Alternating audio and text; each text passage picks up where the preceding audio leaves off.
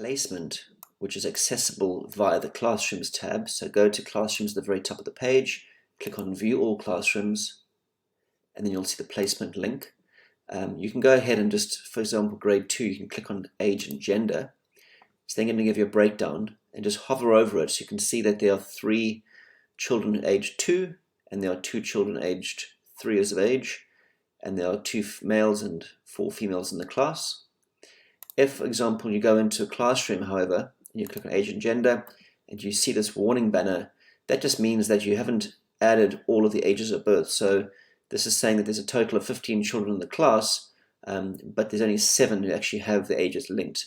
So all you've got to do is just click on please add the date of birth link over here, and then you can see straight away that there's no date of birth added. So we don't know how old the child is.